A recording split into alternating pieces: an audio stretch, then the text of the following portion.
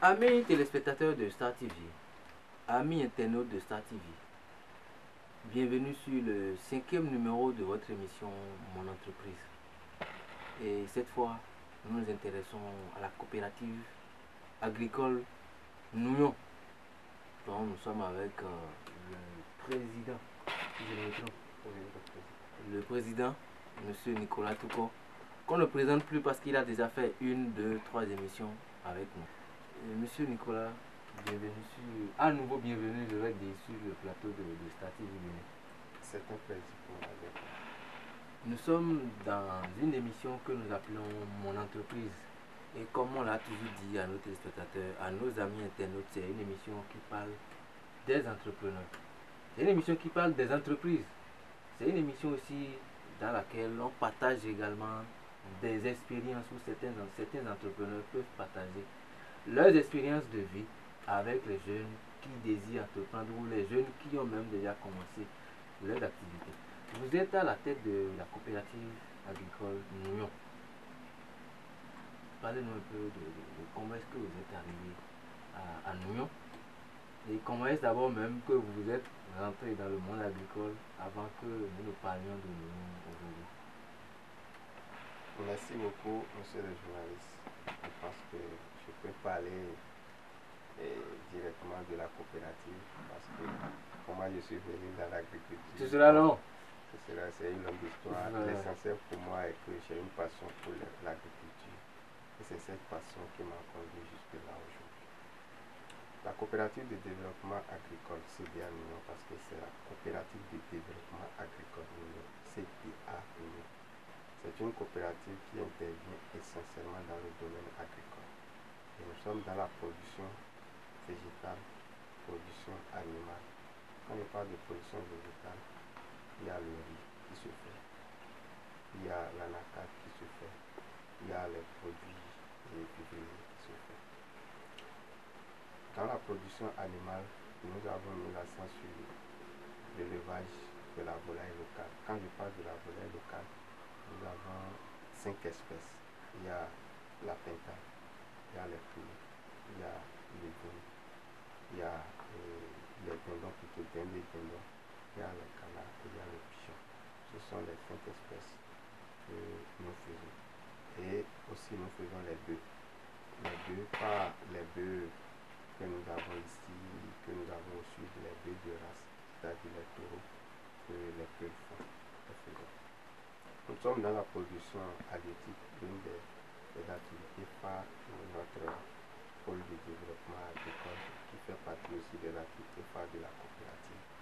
Nous faisons l'élevage de poissons tilapia mix et que nous transformons, donc d'où la transformation. Nous transformons et nous faisons la mise en carton, nous les mettons en carton pour la commercialisation. Au niveau de la coopérative, nous avons aussi le volet formation, c'est-à-dire tout ce que nous faisons, nous formons les jeunes dans les thématiques données dans le domaine de l'entrepreneuriat agricole. C'est un peu les activités de la coopérative. La coopérative est présente dans plusieurs communes du Bénin. Elle est présente, notre siège est à Djo.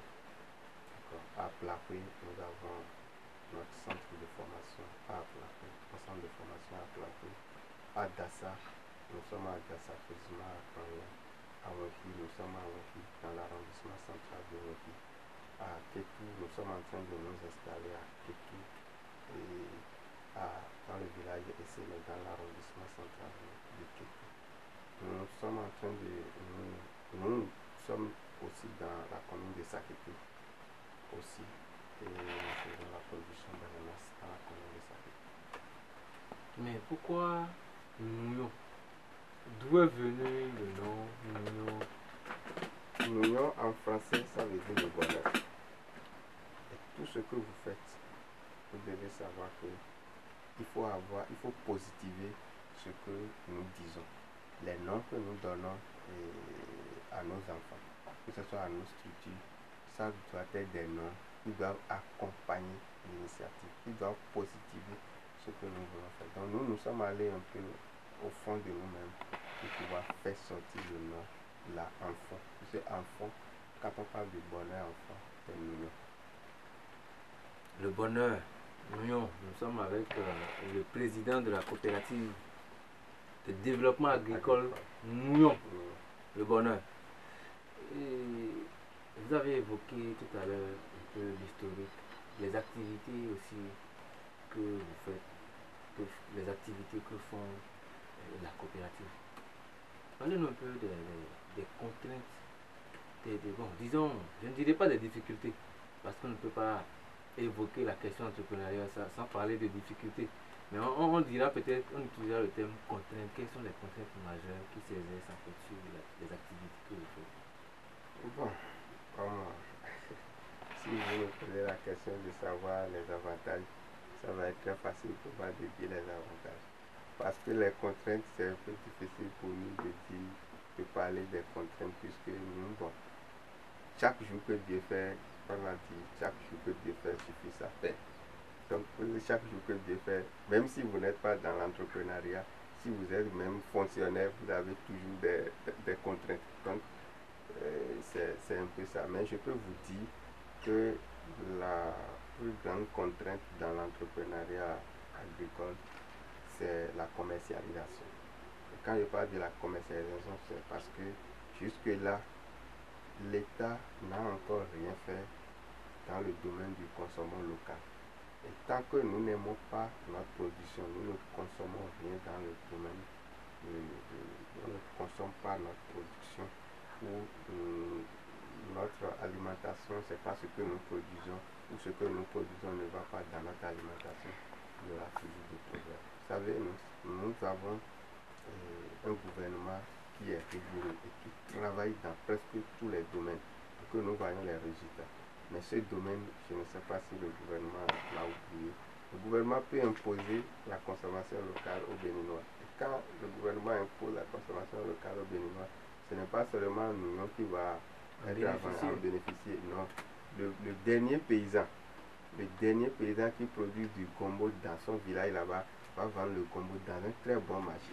Où quand vous voyez, les producteurs sont des pauvres et les commerçants sont des riches. Quand quelqu'un commence par vendre les produits agricoles, 2 mois après, il a maison étage, il a véhicule.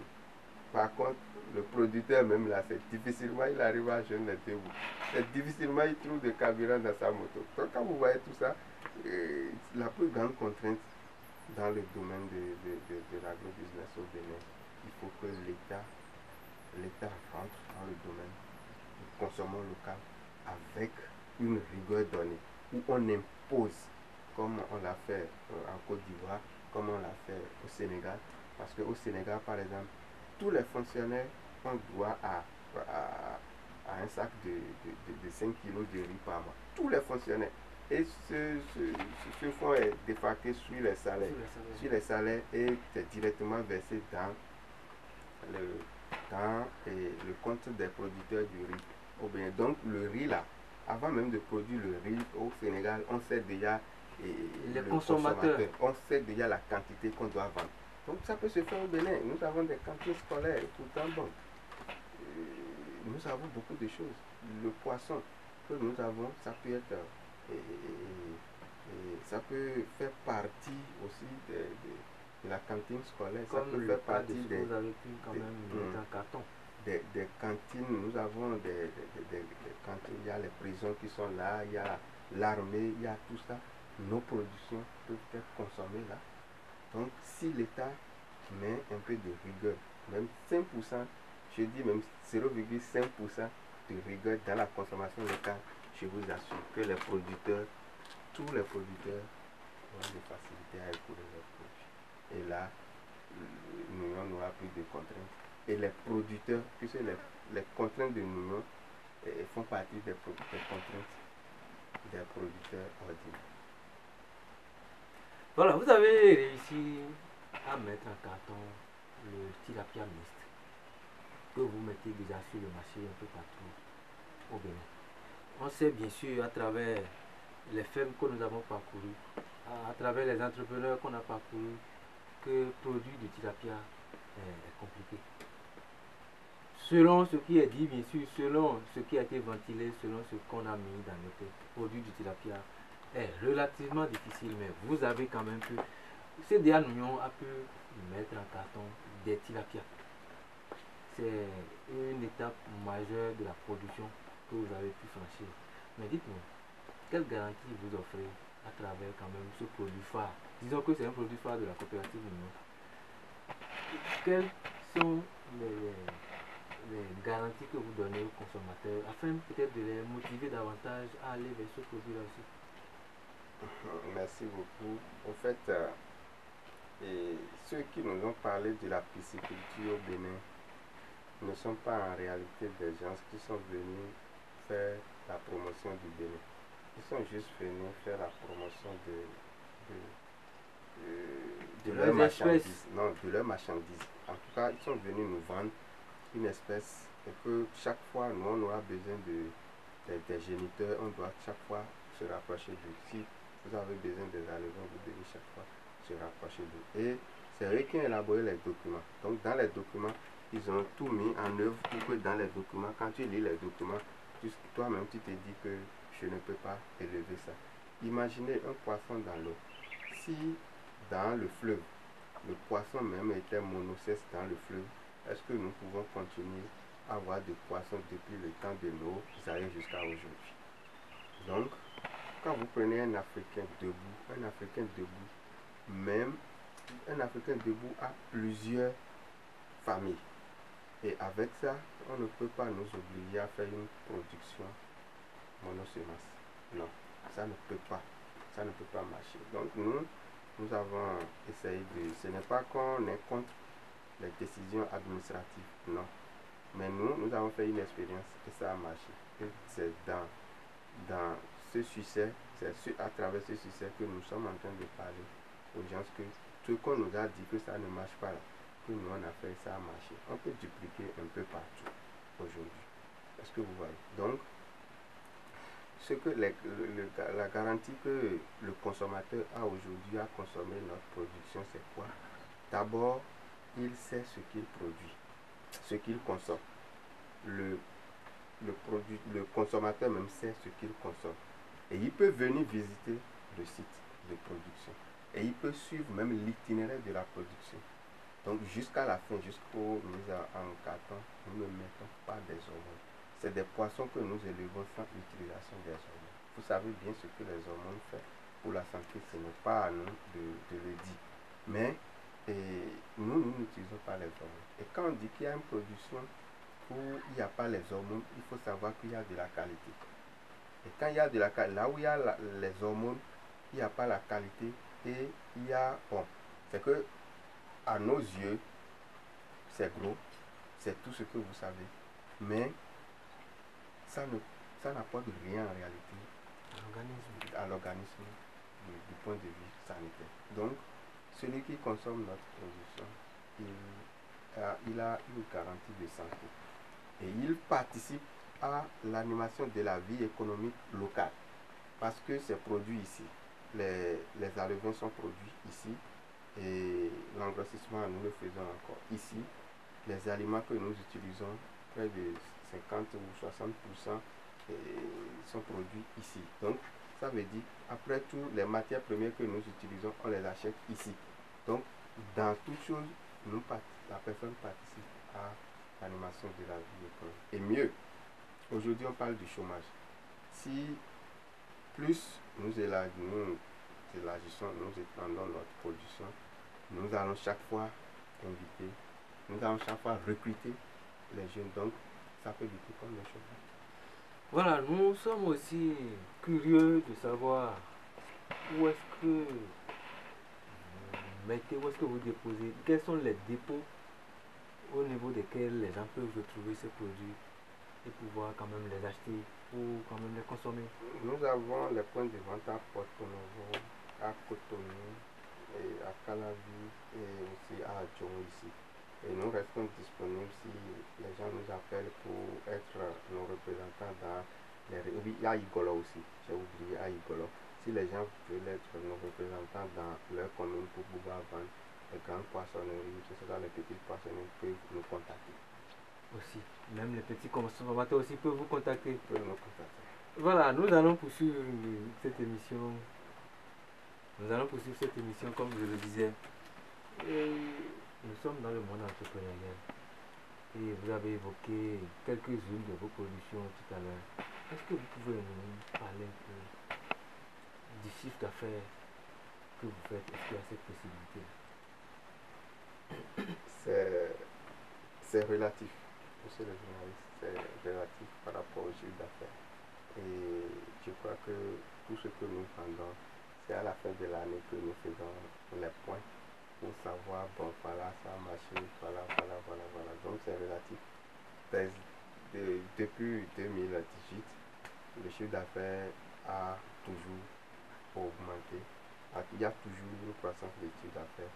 Mais c'est seulement en 2020, vous savez, avec votre histoire du coronavirus. Donc avec coronavirus, le chiffre d'affaires a lamentablement chuté, mais nous comptons le relever cette année. Voilà, nous sommes pratiquement en train d'aller au terme de cette émission, de ce 5e numéro de votre émission Mon Entreprise. Et vous êtes un entrepreneur reconnu. Vous êtes un leader dans le monde entrepreneurial, dans le monde de l'agro-business. Je vais vous demander peut-être si vous avez un message à travers cette émission à adresser aux jeunes, parce qu'on vous voit relativement jeune, mais on sait, nous le savons, que vous avez suffisamment d'expérience aussi à partager avec nous. Est-ce que vous avez un message? Je crois que si j'ai un conseil à donner aux jeunes, c'est d'abord de chercher à se former. Parce qu'on ne se lance pas dans l'entrepreneuriat agricole quand on a échoué à tous les concours. Non, c'est pas ça. Quand on a échoué à l'université, rien ne marche et on se lance. Non. Il faut chercher à se faire former. Après la formation, il faut chercher un mentor. Ça, c'est inévitable. Si quelqu'un vous dit que vous pouvez être entrepreneur sans un mentor, c'est faux. La personne vous a menti. Il faut avoir un mentor. Et un mentor qui vous oriente dans les réflexions, qui peut vous inspirer, que vous-même vous inspirez aussi, qui vous inspire à chaque moment, à chaque étape. Et vous allez continuer chaque fois. Quand vous avez des blocages, c'est à lui, vous faites allusion à lui. Et il discute avec vous. Il vous dit ce qu'il y a lieu de faire en réalité et que vous allez faire. Donc, il faut avoir un mentor. Il faut avoir l'envie de se former, de se faire former et de suivre véritablement de formation. Et après la formation, la mise en application des acquis de la formation. C'est-à-dire quoi? Tout ce que vous avez appris à la formation, il faut commencer par les pratiques. Et il faut la persévérance. Si vous n'avez pas la persévérance, vous ne pouvez pas. Et il faut reconnaître que quand vous êtes dans un village, vous ne pouvez pas parcourir un village de chiens. Et à chaque 2 mètres, vous n'allez pas entendre un aboiement de chien. Qu'est-ce que je voudrais dire par là? Quand vous démarrez votre activité, ceux qui ne comprennent rien de ce que vous êtes en train de faire peuvent venir vous décourager. Donc, ces découragements ne doivent pas prendre le dessus. C'est que ces découragements, vous devez les prendre comme les pierres qu'on vous lance dans ces découragements, dans les critiques, dans tout ça là. Vous devez prendre ces pierres pour construire des ponts à aller voir d'autres entrepreneurs. Cherchez à aller voir ceux qui sont devant vous. Et parce que le mal de la jeunesse, c'est que on a des amis qui sont inférieurs à soi. On a des amis qui ne font rien. Quand toi tu fais quelque chose, tu as des amis qui ne veulent pas réfléchir. Ce sont ceux-là qui sont tes amis. C'est un mal. Donc pour un bon entrepreneur, il doit chercher à collaborer avec des gens qui ont réussi dans le domaine. Et ce sont ceux qui ont réussi dans le domaine qui peuvent lui apporter des vraies expériences, des vraies notions. Mais ceux qui ont échoué dedans, qu'est-ce qu'ils vont dire? Ah non, ce domaine-là, c'est quand ça a échoué. Alors que là où lui, il échoue, c'est là où tout réussit. Donc c'est relatif. Il faut que le jeune sache qu'il a besoin de se faire former avant de se lancer. Qu'il doit avoir un mentor, qu'il doit mettre en application les acquis de la formation, qu'il doit avoir la persévérance. De la persévérance, il en faut pour continuer. Et chers amis, nous sommes à la fin. Ça n'a pas été trop long, nous sommes à la fin de ce 5e numéro. Nous étions avec la coopérative de développement agricole Mounion d'Akpadano, dont le président, M. Nicolas Toukor, était avec nous. Nous avons discuté des activités et il nous a fait comprendre que le tilapia qu'ils ont réussi quand même à mettre en carton pour commercialiser est l'un des produits phares de cette entreprise, de cette coopérative. Chers amis internautes, chers amis téléspectateurs, merci à vous et on garde le contact pour le prochain numéro.